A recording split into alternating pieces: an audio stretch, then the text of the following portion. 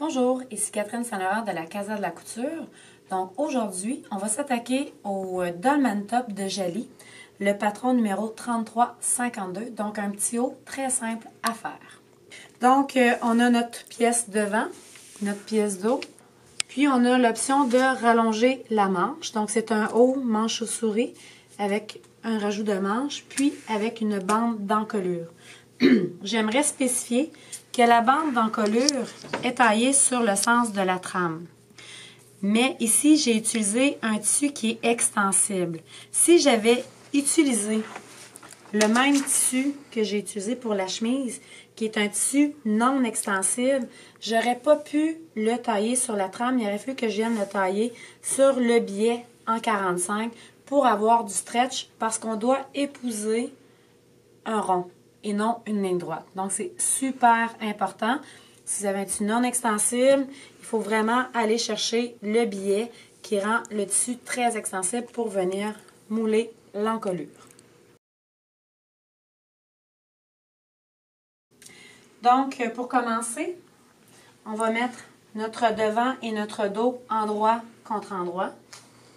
On va venir assembler nos épaules, puis ensuite la latérale. Mais comme je viens ajouter une manche, bien, je vais faire les épaules, je vais venir assembler la manche. Ensuite, on va fermer la manche et faire la latérale. Donc, je vais assembler le dessus des épaules à 1/4 de pouce de valeur de couture. Là, moi, je suis dans un tissu qui est non extensible, donc c'est pas du jersey knit. Fait que je vais y aller avec un point droit, puis un surjet pour faire la finition. Puis je vais aller repasser ma couture par la suite.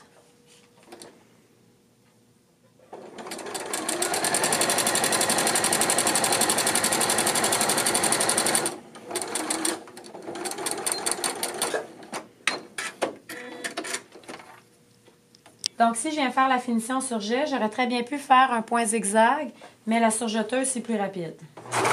Puis c'est plus propre.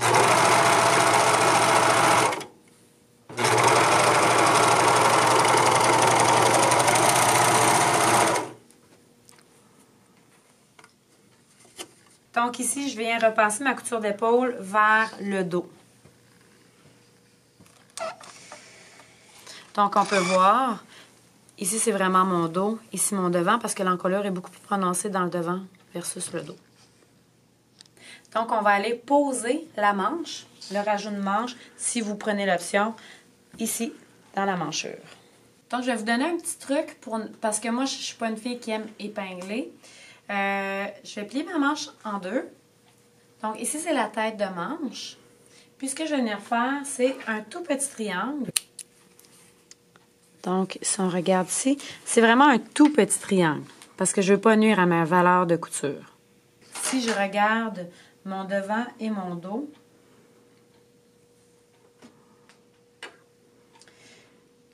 ici, c'est moins long que de l'autre côté. Donc, j'ai pris le milieu de la tête de manche, mais je vais venir prendre le centre parce que ce n'est pas la couture, le centre.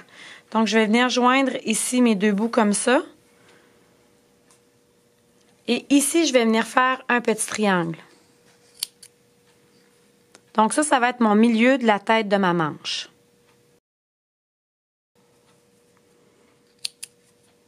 Et je vais aller faire la même chose de l'autre côté. Donc, je joins ici. Je vais venir faire un petit triangle. Donc, quand je vais poser ma manche, là, je vais vous le montrer.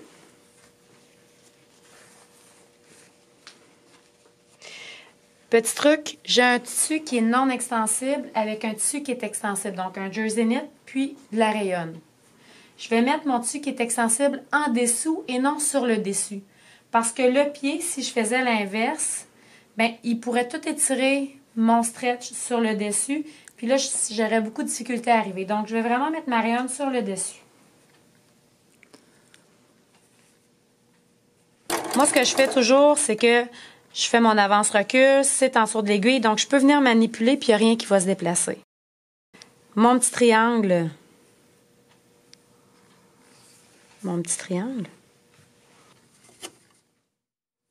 Avec le petit triangle ici. Donc, je les mets ensemble. Je mets toujours mon pouce en dessous pour pouvoir venir travailler avec mes mains. Si je faisais l'inverse, je me frapperais après la machine. Donc, je mets mes 2 petits triangles ensemble. Mon pouce en dessous, je tiens. Fait qu'avec ma main gauche, ce que je vais venir faire, c'est que je vais venir jouer avec mes matières. Et là, je suis prête à coudre.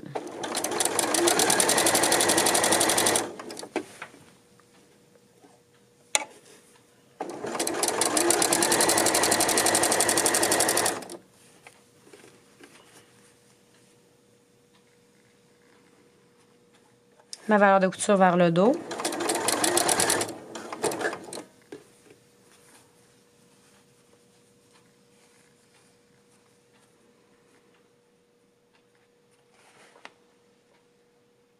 Comme ça m'évite d'épingler. Mais j'aurais très bien pu épingler aussi. C'est une question d'habitude, simplement.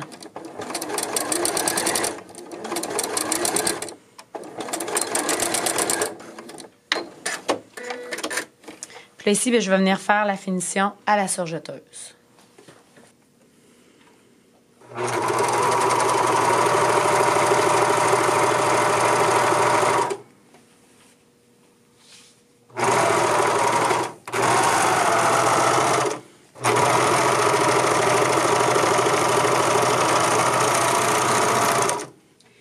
Donc maintenant, ce qu'il nous reste à faire, c'est aller assembler sous le bras et toute la latérale. Ici, j'ai un jersey. Habituellement, le jersey, je l'assemblerai à la surjeteuse. Mais comme je vais aller dans la rayonne, je dois de faire un point droit. Donc, ce que je vais faire, c'est que quand je vais venir faire mon point droit ici, je vais étirer légèrement mon jersey parce que sinon, mon point droit va casser.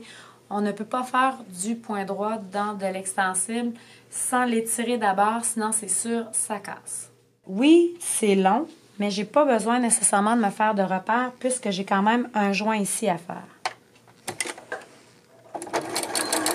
Je fais mon avance-recul, puis ici j'ai une petite courbe, fait que je vais quand même venir l'étirer un peu, venir faire ma courbe. Ensuite, je vais venir placer mes joints ensemble. Je les tiens. Puis là, je vais venir tirer sur mon tissu pour permettre à mon point droit de ne pas casser.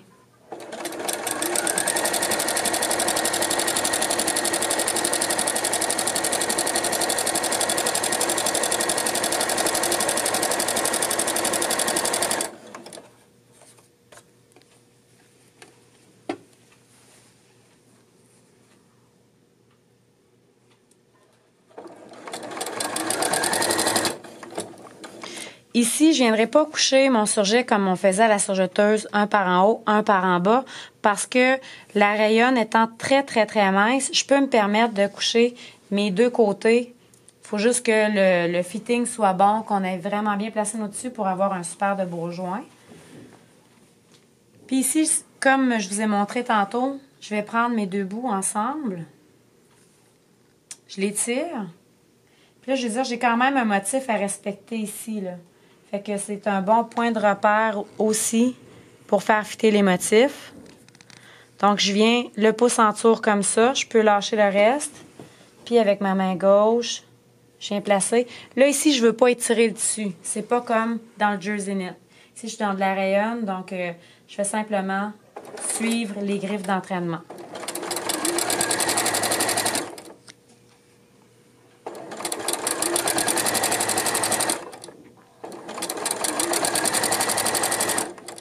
Une autre affaire aussi. Des fois, quand je donne des cours, les élèves ont tendance à laisser glisser les tissus dans leurs mains. Il ne faut pas faire ça. Parce que la machine, elle, ce qu'elle fait, elle assemble, mais c'est nous le guide.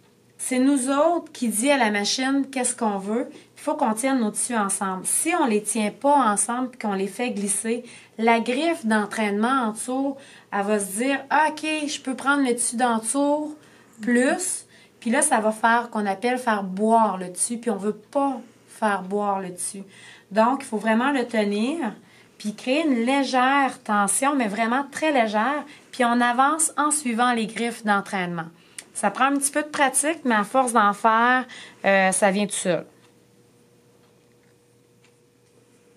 Donc, je les tiens ensemble.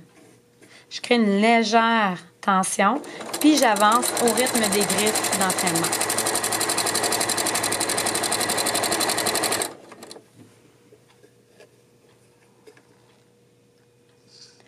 J'arrive pas pile poil, mais c'est parce que j'ai décidé de suivre mon motif. C'est quand j'ai taillé là, pour un petit 8 fort, là, c'est pas dramatique.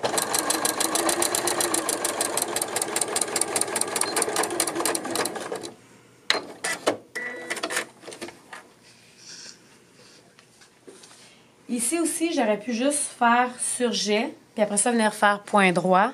Mais c'est juste pour vous montrer que, tu sais, avec un point droit, quand le tissu est extensionné, ça fonctionne. C'est sûr que, tu sais, si je l'étirais plus, le fil casserait, mais c'est pas une portion qui va être sollicitée, donc il n'y a pas de problème. Donc maintenant, je vais aller faire ma finition au surjet.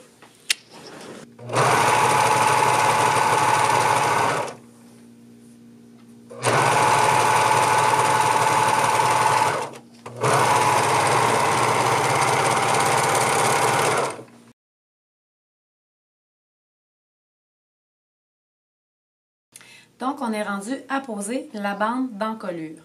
Encore là, moi, je vais préférer faire mon joint à la fin. Donc, je vais commencer à poser la bande, puis quand je vais avoir fait le tour, je vais la fermer. Donc, comme je vais faire mon joint au dos, là, c'est sûr ici, j'ai un motif qui m'indique où est mon milieu dos, parce que quand j'ai taillé, je me suis vraiment arrangée pour que mon motif soit centré. Mais sinon, je le plie aux coutures d'épaule et je refais mon petit triangle.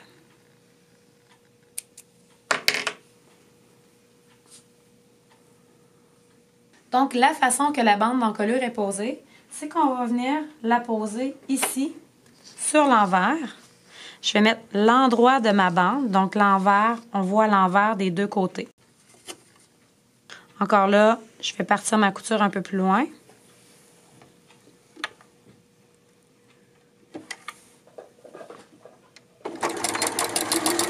Puis là, il ne faut pas tirer sur la bande d'encolure quand on est dans des lignes droites, mais vraiment pas.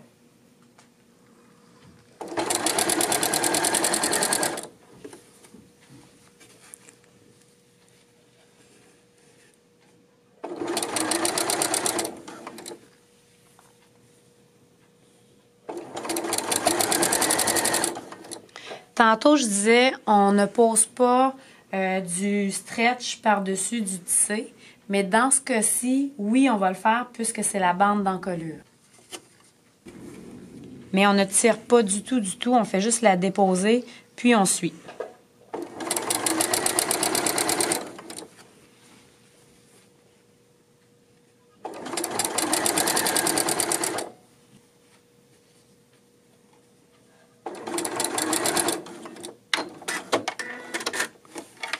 Donc maintenant, je vais venir faire mon joint ici. Ce que je vais venir faire, on voit mon petit triangle. Ce que je vais venir juste marquer à l'endroit de mes deux triangles, de mon triangle. Ici, juste une petite affaire, un petit 8, comme ça. Puis celui-là aussi. Je ne sais pas si vous voyez. Pour savoir où est-ce que je vais lier mes deux morceaux. Donc, on voit ici le petit cran que j'ai fait. Et sur l'autre morceau, le petit cran. Fait que je les mets ensemble. Je mets mes deux petits crans ensemble. Puis, je vais venir faire ma couture au point droit.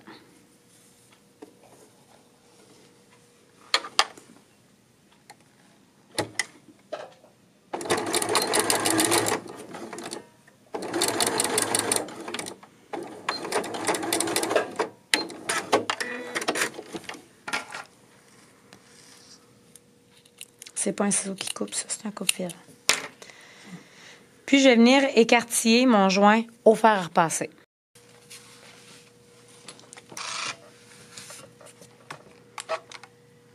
Il n'est pas très chaud.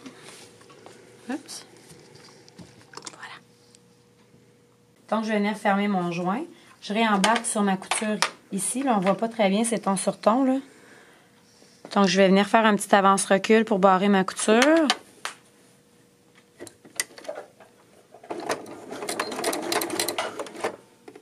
Puis, je vais venir jusqu'à mon autre couture faire un avance-recul dessus.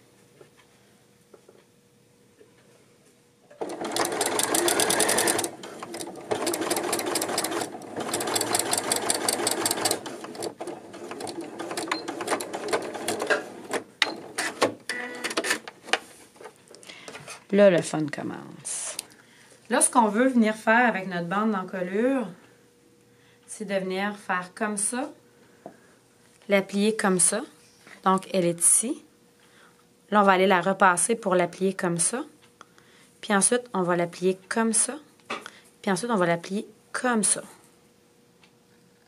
OK. Fait que première étape, ce qu'on va venir faire, c'est de venir la repasser comme ça. Donc, je l'ai rentrée sur la planche, de façon à ce que ce soit facile pour moi de repasser. Donc, à plat, c'est comme ça. Puis, on va simplement venir la replier comme ça ici et de venir la repasser.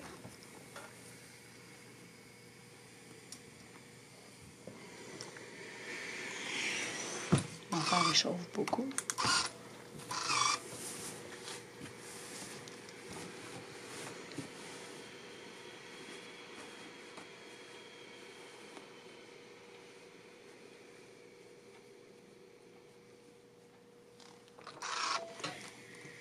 Là, on a repassé ici. Là, ce qu'on va venir faire, c'est comme ça, puis comme ça. Moi, je préférais ne pas la repasser parce que c'est tout petit, puis le risque de se brûler les doigts est grand. OK. Mais oui, c'est sûr que pour aller coudre, ensuite, ça serait plus facile. Mais moi, je préfère aller le coudre en le tenant. Il y a moins de chances que je me pique les doigts que je me brûle avec le fer à repasser. Donc, on a repassé comme ça. Puis, j'ai laissé mon chandail virer à l'envers parce que ça va être plus facile de travailler. Donc, on va venir le plier comme ça ici. Puis, moi, je commence en arrière où il y a le joint. Tant qu'à avoir un joint, ça va être notre partance. On le replie comme ça. Puis là, on s'en vient le coude ici.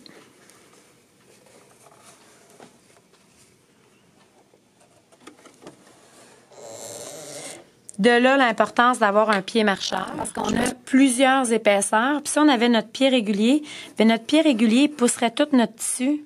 Puis là, ça biaiserait, puis ça serait plate parce que, tu sais, on descendrait toutes les ceintures. Fait que, on coupe. Puis même, vu qu'on est dans plusieurs épaisseurs, je vais même utiliser la longueur de point à 4. Donc, on vient plier sur notre couture, puis on retourne.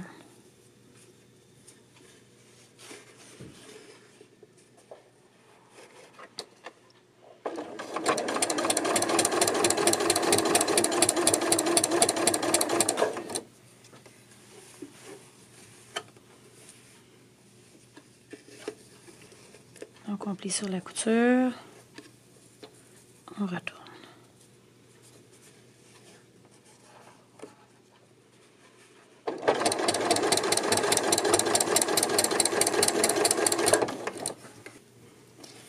On est dans l'encolure devant. Puis la courbe est plus prononcée. Je vais venir cranter mon... J'aurais dû le faire avant, là. OK. Je vais venir cranter dans ma courbe parce que j'ai peur que la rayonne ne veuille pas tourner puis qu'elle tire. Fait que dans mon encolure ici aussi, où ce que le rond est plus prononcé, je vais venir cranter. Juste la rayonne.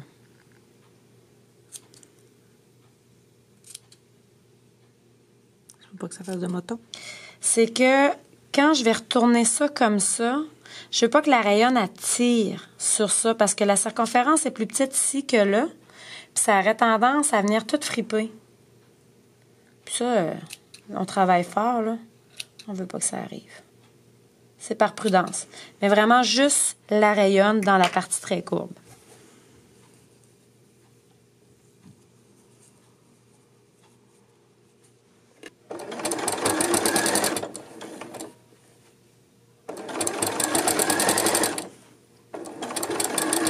Donc ici, à la fin, je rembarque sur ma couture. Et puis, je fais mon point de taquage.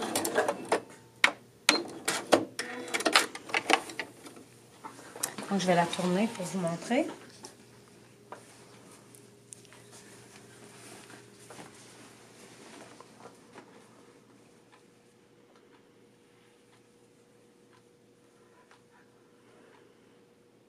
C'est très joli.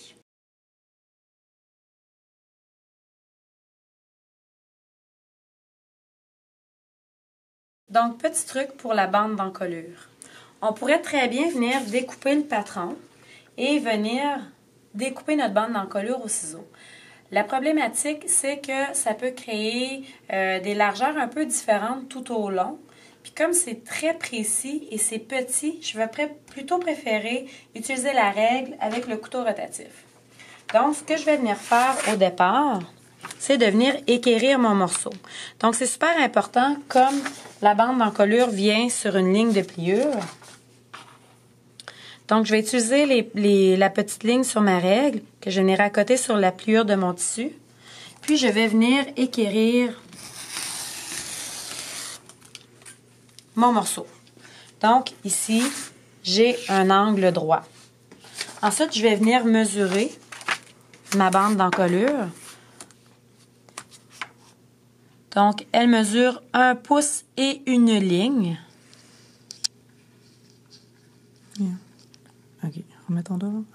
1 pouce et une ligne. Une petite ligne, là, on voit, ça déborde légèrement. Donc, je vais venir placer ma règle pour avoir 1 pouce et une ligne. Et je coupe.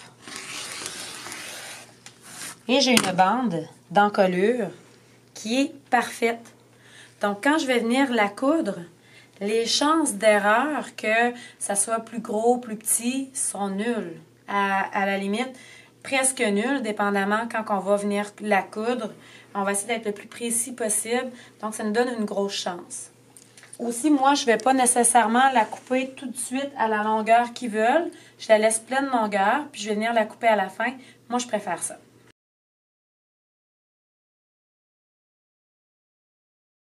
Quand on est dans un tissu tissé, c'est super important de repasser. Dans les jersey knits, oui, c'est préférable, mais bon, on pourrait se permettre de s'en passer.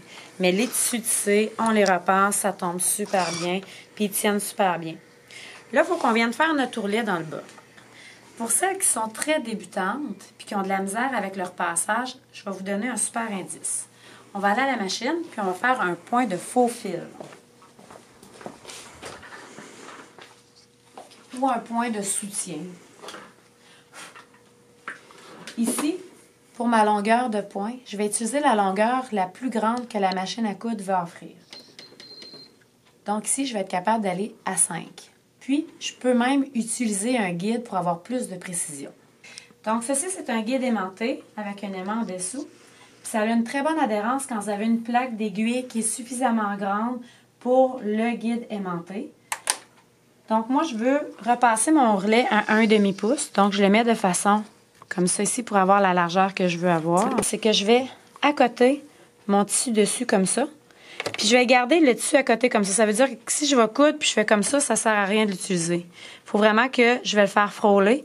Puis, comme je n'assemble pas rien, je vais laisser glisser le tissu.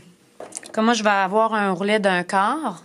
Donc, j'ai une largeur de couture à 1,5 parce que c'est un quart que je vais plier 2 fois pour mon ourlet à 1,5.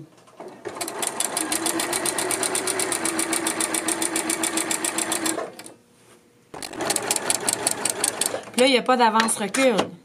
C'est un fil, c'est un point que je vais défaire tantôt. Fait que là, je vais aller au repassage.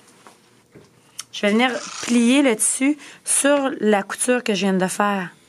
Donc, c'est un beau point de repère pour venir faire mon ourlet.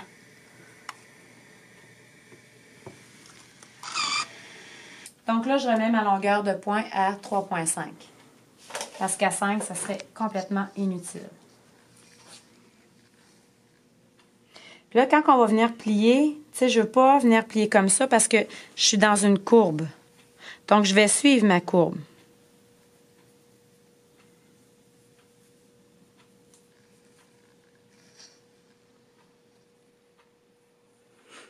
Comme ça.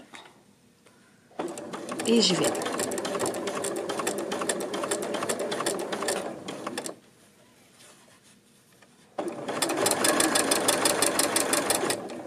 Puis là, il y a beaucoup de courbes, donc c'est beaucoup plus compliqué.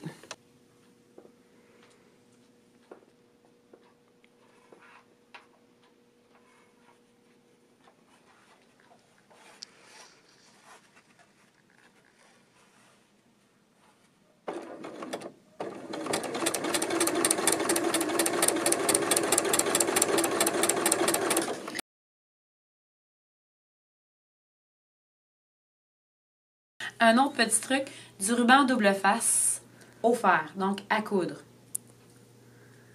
Donc, ce qu'on vient faire, c'est qu'on va venir le coller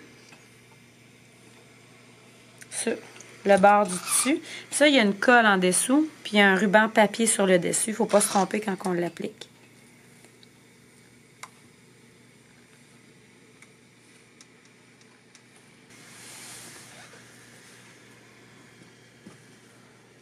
On va venir le repasser comme ça va être beaucoup plus facile pour nous tantôt.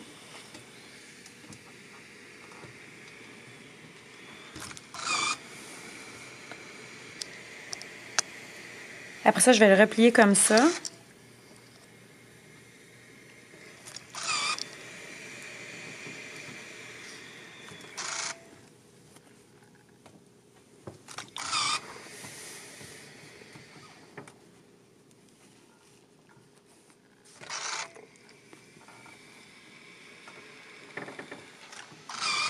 Ensuite, on va venir enlever la pellicule. Comme une colle. Là, c'est important de ne pas partir avec tout. Donc, on essaie de séparer la colle de la pellicule. Comme ça.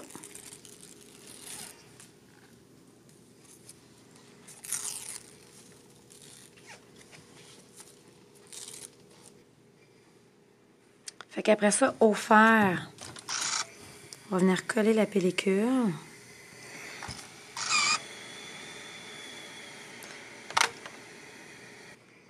J'ai enlevé la vapeur parce que la vapeur, ça pourrait faire décoller la colle.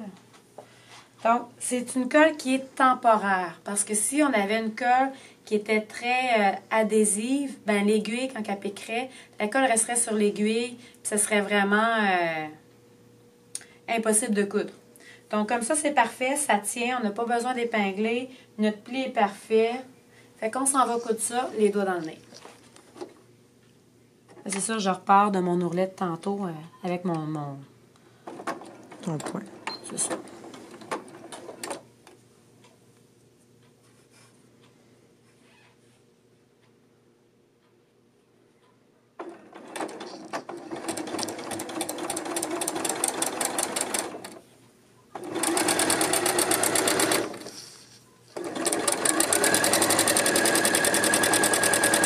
Donc là, c'est super facile parce que tout est là.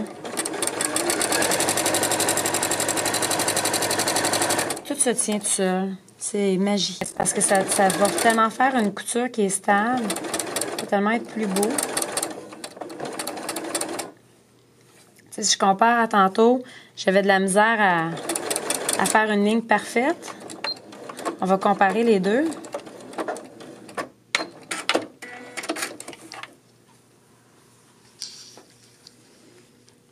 Ici, j'ai une ligne qui est pas parfaite. Puis je m'en vais en avant.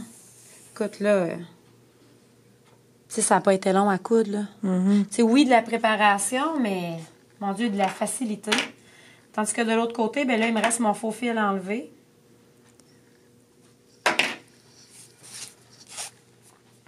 C'est quand même pas compliqué à enlever un faux fil.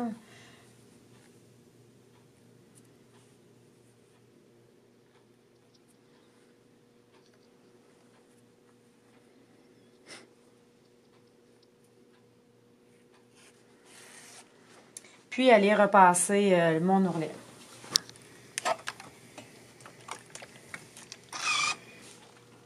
Fait qu'on a un bel...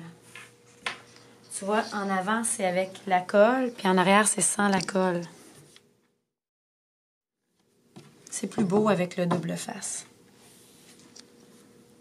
Là, je vais repasser mon encolure, puis ensuite, je vais faire la finition du bas de manche à la recouvreuse.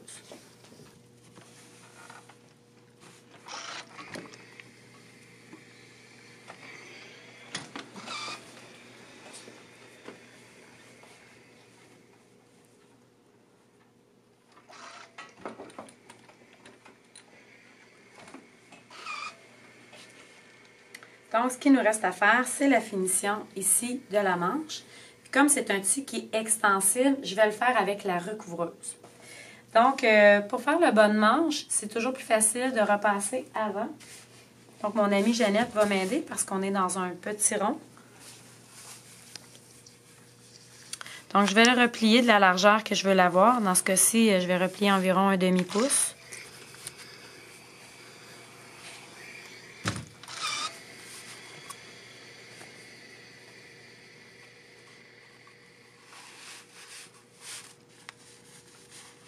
Puis quand c'est à la serre comme ça, c'est toujours plus facile à repasser parce qu'il se tient tout seul.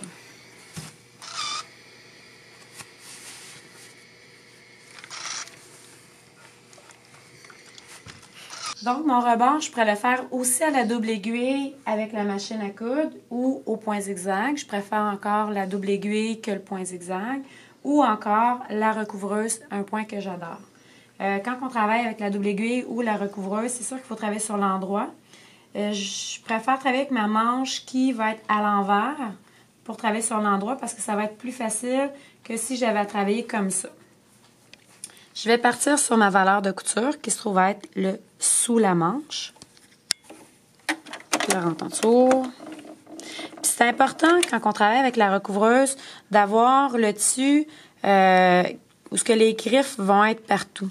Des fois, je dois faire un roulet très mince. Puis là, c'est sûr que ça l'avance très mal parce que la griffe, elle n'a pas accès à tout le tissu. Donc, comme ça, c'est super. Ça va vraiment bien aller. Donc, pour avoir un ourlet qui est stable, ben moi, je me dis, OK, j'ai un petit débordement de tissu. Je vais garder le petit débordement de tissu tout le long. Donc, quand j'arrive à l'approche, je viens couper mes fils de départ.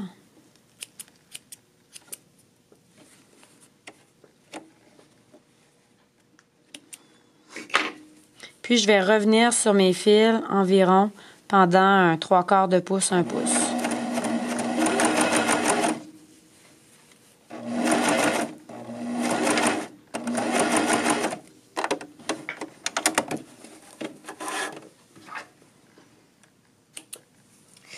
Voilà, donc je suis revenue sur ma couture. Puis comme le point de recouvrement, c'est un point de chaînette, donc si je tire mon fil dans le dessous, tout mon point va se défaire. Je vais venir au point droit, taquer sur mes coutures.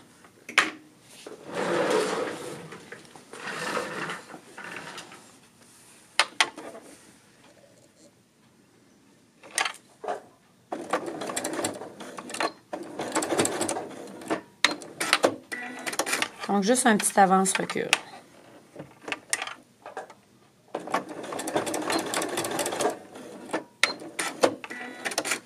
Donc, mon point de chaînette est barré.